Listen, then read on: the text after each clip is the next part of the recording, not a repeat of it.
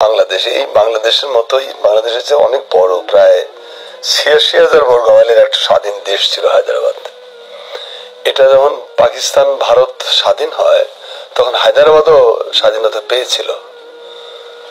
সেই দেশটাকে ২ বছরের মাথায় ইন্ডিয়ানরা দেশটা দখল করে নেয় এবং প্রায় ৬ দিন মরণপণ লড়াই হয়েছিল, হাজার হাজার লোক মারা গেছিল। এটা পৃথিবী, সেই সময় হায়দ্রাবাদ এমন একটা দেশ ছিল যা জাতিসংঘে তাদের প্রতিনিধি ছিল, পৃথিবীর প্রচুর দেশে তাদের দূতাবাস ছিল, তাদের নৌবাহিনী, বিমান বাহিনী, সেনাবাহিনী, সুপ্রিম কোর্ট, টাকশাল, এভরিথিং, একটা স্বয়ংসম্পূর্ণ দেশ ছিল হায়দ্রাবাদ। তো সেই দেশটা ভারত দখল করে নিল। দখল করে নিয়ে এমন ভাবে হায়দ্রাবাদকে টুকরো টুকরো করলো যে হায়দ্রাবাদ বলতে এখন শুধু একটা শহর আছে, আর কিচ্ছু নেই। এর একটা অংশ তেলেঙ্গানা দিয়ে দিছে, একটা অংশ অন্ধ্রকে দিয়ে দিছে, একটা অংশ দিয়ে দিছে মহারাষ্ট্রকে, এরকম নানান ভাবে কেটে কুচি কুচি করেছে। হায়দ্রাবাদ বলতে এখন শুধু একটা শহর। তো এই হায়দ্রাবাদ নিয়ে একটা কৌতূহল আমার মধ্যে ছিল যে একটা স্বাধীন দেশ কিভাবে ৬ দিনের যুদ্ধে একটা দেশ দখল করে নিলেন। জাতিসংঘের কাছে যখন হায়দ্রাবাদের প্রতিনিধি বলতেছে যে আমার যুদ্ধবিরতির দেন, জাতিসংঘকে বলছে, তখন পরাশক্তিগুলো জাতিসংঘকে যেটা বলেছিল সেটা হলো যে এটা নিয়ে একটা আলোচনা করতে হবে। নিরাপত্তা পরিষদের অধিবেশন ২০ তারিখে দেওয়া হলো, এমন ভাবে ট্রেনের মধ্যে ইন্ডিয়া যাতে কাজটা কমপ্লিট করতে পারে, এবং তাই ১৮ তারিখের মধ্যে হায়দ্রাবাদে ফল করলো এবং তারপরে তো আর কিছুই থাকলো না। তো সেই হায়দ্রাবাদ আমাকে মাথায় ঢোকে প্রথমবার যখন সিকিম ৭৪ সালে যখন ভারত সিকিম দখল করে নেয়। সিকিম কিন্তু কোন রক্তাক্ত অভ্যুত্থানের ভেতরে নেয়নি, গণতান্ত্রিক প্রক্রিয়া, পার্লামেন্টে নির্বাচিত এমপিরা ভোট দিয়ে দেশের স্বাধীনতা বিক্রি করে দিয়েছে ইন্ডিয়ার কাছে। তো এইটা ধাক্কা লাগে প্রথম আবার। তারপরে হায়দ্রাবাদ নিয়ে পড়াশোনা করি। এরপরে গেলাম লন্ডনে। লন্ডনে ৯৫ সালে যখন আমি যাই তখন আমার এক বন্ধু, ও আমাকে খুব বিখ্যাত লোক তাসাদ্দুক সাহেব, তার কাছে নিয়ে গেল, খুব সিনিয়র মানুষ। তো এই তাসাদ্দুক সাহেব আমাকে বললো যে তোমার তো হায়দ্রাবাদ নিয়ে অনেক আগ্রহ, তুমি কুতুবউদ্দিন সাহেবের সাথে দেখা করো। এই হায়দ্রাবাদের লোক সৈয়দ কুতুবউদ্দিন। তো ওনার সাথে এই নিয়ে আমি গেলাম। উনি ইতিমধ্যে তাকে জানিয়ে দিয়েছে যে আমাদের দেশে এমিনেন্ট পোয়েট বা জার্নালিস্ট তোমার সাথে কথা বলবে। তো ভদ্রলোক ছিলেন বাসায়। তার সাথে কথা বলতে বলতেই আমার মানে আসলে চক্ষু ধরে যারা মর্মান্তিক ব্যাপার, এত কাহিনী তো জানতাম না। এরপরে ওনার মাধ্যমেই আমি একটা বই পাই যেটা হায়দ্রাবাদের শেষ প্রধানমন্ত্রী মীর লায়েক আলী, স্যার মীর লায়েক আলীর লেখা দি ট্র্যাজেডি অফ হায়দ্রাবাদ। এটা হলো হায়দ্রাবাদের শেষ প্রধানমন্ত্রীর লেখা বই, খুবই সুন্দর বই। অনুপঙ্খ বর্ণনা আছে কি ঘটেছে, কি ঘটেছিল, কিভাবে ভারত এটা খেলো। তো এগুলো আমার মধ্যে কাজ করেছে এবং আমি যখন দেশে ফিরলাম তখন আমি এই ট্র্যাজেডি অফ হায়দ্রাবাদে পড়ে ফেলেছি। ততদিনে দেখি যে আশ্চর্য ব্যাপার, হায়দ্রাবাদকে যেভাবে ভারত গ্রাস করেছে একই প্রক্রিয়া বাংলাদেশে চলতেছে। এখানে সেম প্রক্রিয়া। একটা স্বাধীন দেশ কিভাবে ধ্বংস হয়, তার জন্য কিভাবে বুদ্ধিজীবীদের লেলিয়ে দিতে হয়, কিভাবে সংস্কৃতি কর্মীদের লেলিয়ে দিতে হয়, কিভাবে মানে রাজনৈতিক দল কিনতে হয়, কিনে তাদের দ্বারা গন্ডগোল পাকাতে হয়। এই যে সংখ্যালঘু কার্ড ভারত প্রথম খেলে হায়দ্রাবাদে। এই সংখ্যালঘু কার্ড কেন ব্যবহৃত হয়, এরকম নানান কিছু দেখি যে বাংলাদেশের সাথে অক্ষর অক্ষর মিলে যায়। এই বিষয়টা আমার মনে হয় যে আমার দেশের মানুষকে জ্ঞাত করানো দরকার যে অ্যাকচুয়ালি হায়দ্রাবাদ থেকে শিক্ষা নিতে হবে। সিকিম তো এক ধরনের শিক্ষা দিয়েছে আমার, যে পার্লামেন্টের এমপিরা দেশের স্বাধীনতা বিক্রি করে দিতে পারে, এটা একটা প্রক্রিয়া। আরেকটা প্রক্রিয়া হলো সে হায়দ্রাবাদ যেভাবে দখল করেছে। হায়দ্রাবাদে ভারত আর্মি মুভ করার আগে হায়দ্রাবাদের কালচারাল মার্ট দখল করে ফেলেছিল, হায়দ্রাবাদের ইন্টেলেকচুয়ালদের সব কিনে ফেলছিল ইন্ডিয়া, হায়দ্রাবাদের পলিটিক্যাল পার্টিগুলোর মধ্যে ছিন্ন ভিন্ন করে দিয়েছিল, অনৈক্য মানে ভাতৃবিদ্বেষ হিংসা ছড়াই দিয়েছিল। এইভাবে বাংলাদেশও তাই হচ্ছে। এইটা আমাকে মনে হয় আমার দেশের মানুষকে জ্ঞাত করানো দরকার। এই জ্ঞাত করানোর অভিলাষ থেকেই, আকাঙ্ক্ষা থেকেই আমার এই বইটা রচনা। আচ্ছা, যখন অনুসন্ধান করতে গেলেন, লিখতে গেলেন, কি কি বিষয় আপনাকে খুব বেশি মানে অবাক করেছে, আপনাকে আপনার হৃদয়ে রক্তক্ষরণ করেছে? অনেক কিছু, যেমন যে নৃশংস গণহত্যা ভারত চালিয়েছিল হায়দ্রাবাদে, সেটা রোমহর্ষক। হাজার হাজার মানুষকে হত্যা করেছে। যেমন সৈয়দ কুতুবউদ্দিন সাহেবের যে ইন্টারভিউতে বইটা শুরু হয়েছে, সৈয়দ কুতুবউদ্দিন সাহেব তখন কেবল মানে জীবনে বিয়ে করেছেন কিছুদিন আগে। বিয়ে করার পরে তার ওয়াইফ ছিল সম্ভবত উকিল, ল পাশ করেছে উসমানিয়া বিশ্ববিদ্যালয় থেকে। তো সেই মেয়ের সাথে তার বিয়ে হলো। বিয়ে হওয়ার পরেই ভারতীয় আগ্রাসন শুরু হলো। এই আগ্রাসনে তিনি ভারতের বিরুদ্ধে যুদ্ধে অংশগ্রহণ করলেন। হায়দ্রাবাদের দু রকমের সেনাবাহিনী ছিল, একটা হলো রাষ্ট্রীয় সেনাবাহিনী, আরেকটা ছিল মিলিশিয়া। এই মিলিশিয়া ছিল, এই রাজাকার শব্দটা কিন্তু হায়দ্রাবাদ থেকে আসছে। হায়দ্রাবাদের এই মিলিশিয়া বাহিনীর নাম ছিল রাজাকার বাহিনী। আমরা বলি রাজাকার, আসলে রেজাকার শব্দটা আর কি। এই রেজাকার মানে হলো সাহায্যকারী, সহায়তাকারী, স্বেচ্ছাসেবী। তো এই রেজাকার বাহিনীর চিফ ছিলেন কাসেম রিজভি। কাসেম রিজভি খুব পপুলার জননেতা ছিলেন হায়দ্রাবাদের। তো কাসেম রিজভির এই রেজাকার বাহিনীর সাথে যুক্ত হয়ে তিনি মাতৃভূমির স্বাধীনতা রক্ষার প্রাণপণ লড়াই করেন। তারপরে উনি হয়ে যান, মানে উইন্ডেড হন, মানে গোলাগুলিতে লেগের ক্ষত বিক্ষত হয়ে যান। এরপরে তখন তিনি আবিষ্কার করেন, তখন উনি জেলখানায়, মানে হাসপাতালে কেটেছে তার মাসাধিক কাল। তারপর তাকে জেলে শিফট করছে। তারপর মামলা শুরু হলো রাষ্ট্রদ্রোহিতার মামলা। নিজের মাতৃভূমির স্বাধীনতা রক্ষার জন্য তিনি যুদ্ধ করলেন। এখন ভারত রাষ্ট্রের বিরুদ্ধে তিনি ষড়যন্ত্র করেছেন, অতএব তার বিচার হবে। যাই হোক, এইখান থেকে বহুদিন পরে ছাড়া পেলেন।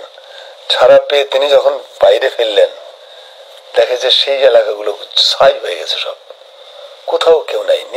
মানে পুরো হায়দ্রাবাদকে একেবারে গাজায় পরিণত করেছিল ইন্ডিয়ানরা।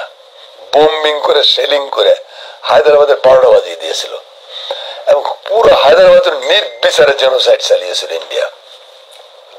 তো উনি নিজের বাড়িতে এসে থেকে বাড়ি ঘরের কোনো চিহ্ন নাই, তার বাবা মা ভাই বোন সব মেরে ফেলেছে ইন্ডিয়ানরা। তো তিনি খুঁজতে থাকলেন তার ওয়াইফ কালো কথা, কেউ বলতে পারে না। এগুলো আমাকে টাচ করেছিল। তারপরে শারমিন লায়েক আলীর লেখা এত মর্মস্পর্শী কিছু প্রসঙ্গ আছে যেগুলো হৃদয়কে নাড়া দিয়ে যায়। এইগুলো আমাকে গভীরভাবে আলোড়িত করেছিল যে যদি একটা দেশের স্বাধীনতা হারিয়ে যায়, তার মান মর্যাদা থাকে না। যেমন গত 15 বছর ধরেন, গতকাল পরশুদিন একটা ঘটনা ঘটেছে মৌলভীবাজারের জুড়ি উপজেলায়। সেখানে একটা মেয়েকে, 13 বছরের একটা বাচ্চা মেয়েকে, স্কুলের ছাত্রী 6 and 7 পড়ে, তাকে ইন্ডিয়ান আর্মি বিএসএফ গুলি করে মেরেছে। গত 15 বছর ধরে এমন কোন দিন নেই যে বাংলাদেশের সীমান্তে ইন্ডিয়ান বিএসএফ বাংলাদেশের নাগরিকদের মারে না, পাখির মতো হত্যা করে। এখন অজুহাত দেয় কি বর্ডার ক্রস করেছিল, অজুহাত দেয় কি গরু চোরাচালান করতেছিল। যে এইবার যে মেয়েটাকে হত্যা করলো, দেখেন বাংলাদেশ সরকারের টোনটা দেখেন, বলছে এরকম জঘন্য কাজ উইদাউট ট্রায়াল তোমরা করতে পারো না। 75 সালে দুই পক্ষের যে সীমান্ত চুক্তি, সেই সীমান্ত চুক্তির গুরুতর লঙ্ঘন এটা। উইদাউট ট্রায়াল তুমি মারতেই পারো না কাউকে। এটা এরকম কাজ যাতে না হয়, এবং যারা করেছে এটা তাদের উপযুক্ত বিচার দাবি করেছে বাংলাদেশ গভর্নমেন্ট। এই মুরাদ কি গত 15 বছরের সরকারের ছিল?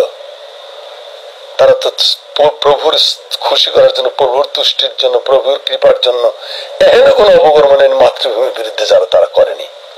তো এগুলো হলো আমাদের মানে জাগরণের নতুন যে রেভলিউশনটা হয়েছে, সেই রেভলিউশনের ভেতর দেখলে আমরা অর্জন করেছি। 54টা আন্তর্জাতিক নদী আমাদের, 54টা আন্তর্জাতিক নদীর প্রত্যেকটিতে ভারত বাদ দিয়েছে। শুকিয়ে ড্রাই করে ফেলানোর জন্য যা যা দরকার সব করেছে।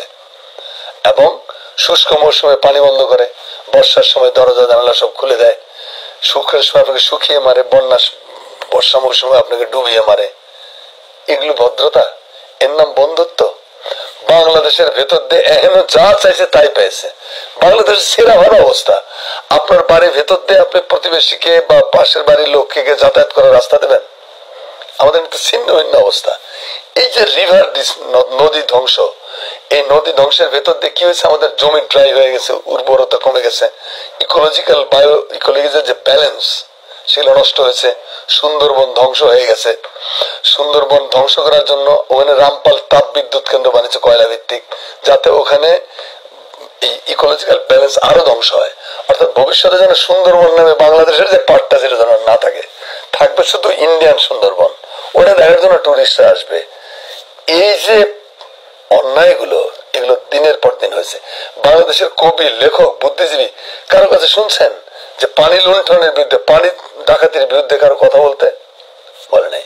2-4 জন ক্ষীণ কণ্ঠে হয়তো চিৎকার করেছে যে রামপাল করলে এটা হবে ওটা হবে। তারপরে যে ভারতীয় এখানে করিডোর ট্রানজিট যা খুশি তাই তারা নিয়েছে। আপনাকে 12 মাইল রাস্তা দেয় না আপনি নেপালের সাথে বা ভুটানের সাথে সংযোগ করার, ওটা ভারতের সার্বভৌমত্বের লঙ্ঘন। তা আমার বাড়ির ভিতরে তুমি যাতায়াত করতে, এটা আমার সার্বভৌমত্বের লঙ্ঘন না? প্রশ্ন তোলার কেউ ছিল না, প্রশ্ন তোলে নাই কেউ। ভারতীয় চ্যানেলগুলো বাংলাদেশের আকাশকে দূষিত করে ফেলেছে। অনাবৃত আকাশ দিয়ে গলিত পুজের মতো ইন্ডিয়ান চ্যানেলগুলো আমাদের ঘরে ঘরে ঢুকে গেছে। আমি মুক্ত চিন্তার পক্ষের মানুষ, কিন্তু এই যে ইন্ডিয়ান চ্যানেলগুলো বাংলাদেশে দেখানো হয় সেগুলোর ভাষা কি, সেগুলোর সাবজেক্ট কি? পরকীয়া ট্রেনিং দেওয়া, কিভাবে ঘরের মধ্যে যুদ্ধ করতে, শাশুড়ি বউর মধ্যে দ্বন্দ্ব লাগানো, বাড়িতে কিভাবে আপনি নষ্টামি করবেন, ফষ্টামি করবেন, এইসব শেখানোর জন্য আমি ইন্ডিয়ান চ্যানেল দেখবো নাকি? এটা আমি অ্যালাউ করবো কেন? আপনি ইন্ডিয়ান চ্যানেল গোগ্রাসে গিলতেছেন, আপনাকে গেলানো হচ্ছে, ইট ইজ এ কালচারাল আগ্রাসন। কিন্তু আপনার একটা চ্যানেলও ইন্ডিয়াতে দেখানো হয় না, কারণ তাদের নাকি কালচারাল যে নিজস্বতা আছে সেটা নষ্ট হয়। তো তোমার আমার চ্যানেল দেখলে তোমার নিজস্বতা নষ্ট হয়, তোমার চ্যানেল দেখলে আমার নিজস্বতা নষ্ট হয় না? এটা প্রশ্ন করার কেউ ছিল না গত 15 বছরে। এরকম শত শত উদাহরণ দেওয়া যায় যে ভারত শুধু ছোট লোকের মতো, ইতরের মতো নিচে আর নিচে। ভারত হলো এমন একটা দেশ যে হলো মানে প্রতিবেশীদের সাথে তার কোনো ভালো সম্পর্ক নাই। নেপালের সাথে তার সম্পর্ক তলানিতে। নেপাল ভারতের 2 জেলার পরিমাণ জায়গা নিয়ে নতুন মানচিত্র বানাইছে, যেটা আমার দখল করে রাখছিল ভারত। ভুটানের সাথে তার সমস্যা হিমাঙ্কের কাছাকাছি। তার ভুটানের তো ধরেন কিছুই নাই, কাজে ভুটান কোনো আলোচনার বিষয় না, তবুও ভুটান আস্তে আস্তে রাইজ করতেছে। পাকিস্তানের সাথে তো এক চট দিলে পাকিস্তান আরেকটা চট দেয়, ওইখানেও সমস্যা। আফগানিস্তান তার সাথে সম্পর্ক শেষ, শ্রীলঙ্কার সাথে ভারতের সম্পর্ক শেষ, মালদ্বীপের মতো ছোট দেশ সেও ভারতকে বের করে দিয়েছে তার দেশের থেকে। মায়ানমারের সাথে তার সম্পর্ক নাই, প্রায় যা আছে সেটা খুবই সামান্য। একমাত্র কৃতদাস ছিল শেখ হাসিনার নেতৃত্বাধীন বাংলাদেশ, আল্লাহর রহমতে সেটাও গত 5ই আগস্ট মুক্ত হয়েছে। এই যে এত প্রক্রিয়া 15 বছর ধরে হলো, এই প্রক্রিয়ার তো পুরোটা হায়দ্রাবাদের সিমটম। সেই হায়দ্রাবাদের সিমটম থেকে বাংলাদেশকে বেরিয়ে এনেছে আমাদের বাচ্চারা, আমাদের সন্তানরা বাংলাদেশকে বের করে এনেছে। যে স্বাধীনতা হারিয়ে গেছিল 7ই নভেম্বরের যে পরাজিত শক্তি, যারা ক্ষমতা মঈনুল ফখরুদ্দিনের মাধ্যমে ক্ষমতা দখল করেছিল, তারা 15 বছর বাংলাদেশটাকে ধ্বংসের এমন কোন প্রতিষ্ঠান নাই যারা অক্ষত আছে। শিক্ষা ব্যবস্থা ধ্বংসস্তূপ, পাঠ্য বই প্রণীত হচ্ছে বিজেপির প্রেসক্রিপশন অনুযায়ী, বিচার ব্যবস্থা ধ্বংসস্তূপ। প্রধান বিচারপতি যান নিয়ে পালিয়ে দেশ ছেড়ে ভাগে, এরকম দেশ শুনছেন পৃথিবীতে কোথাও? পুলিশ দলীয় মানে গুন্ডা বাহিনীতে পরিণত করা হয়েছিল। র্যাব, বিজেপির মতো একটা প্রতিষ্ঠান, তারা পিলখানা হত্যাকাণ্ডের মাধ্যমে সেনাবাহিনী মেরুদণ্ড ভেঙে দেওয়া হয়েছিল। 56-57 জন প্রথম শ্রেণীর অফিসারকে নির্মম ভাবে কিলিং করা হয়েছে। এত অফিসার আমাদের মুক্তিযুদ্ধের সময় মরেনি। কিলিং করে আপনাকে আপনার আত্মপ্রতিরোধ ক্ষমতাকে ডিস্ট্রয় করে দিয়েছে। প্রশাসন তো দলীয় ক্যাডার দ্বারা পরিণত হয়ে গেছিল। অর্থাৎ এভরিওয়্যার মিডিয়া, গণমাধ্যমকে গণমাধ্যমের সাংবাদিক যারা কাজ করে তারা তো সাধারণ মানুষ, তারা তো পত্রিকাটা নিয়ন্ত্রণ করে না, তারা পত্রিকার আদেশ উপদেশ ফলো করে, এটাই তার চাকরি। মালিকগুলো কারা? সব চোর ডাকাত, সব ভূমিদস্যু, সব তস্কর, ব্যাংকরাফট, তারপরে আপনার শেয়ার বাজার লুণ্ঠনকারী, এরকম লোকদের হাতে ছিল মিডিয়া। এই মিডিয়াগুলো কি করেছে? এই মিডিয়াতে শুধু শেখ হাসিনার স্থাবকতা করা ছাড়া, শেখ মুজিবের স্থাবকতা করা ছাড়া আর কোনো কাজ করেনি। এরকম একটা ভয়াবহ পরিস্থিতিতে বাংলাদেশ রক্ষা পেল। 7ই নভেম্বরের যে বিজয়ী শক্তি, সেই শক্তি 2024-এ 5ই আগস্ট আবার বাংলাদেশকে উদ্ধার করেছে। পরাধীনতার গ্লানি থেকে, সার্বভৌমত্বের হুমকির থেকে, সবকিছু মিলে বাংলাদেশে এখন একটা এমন পর্যায়ে আসছে যেটাকে এখন আশ্বস্ত হওয়া যায়। তবে আশ্বস্ত হলে স্বাধীনতা অর্জন করা হয়তো সহজ, কিন্তু রক্ষা করা খুবই কঠিন। আমাদের কোনো না কোনো ভুল হয়েছিল, মানে 7ই নভেম্বরের পরাজিত শত্রুরা এসে 2006 সালে আমাদের কাছে স্বাধীনতা কেড়ে নিল কেমনে? সতর্ক থাকতে হবে। এই জন্য হায়দ্রাবাদের শিক্ষাটা সবসময় মাথা রাখা উচিত।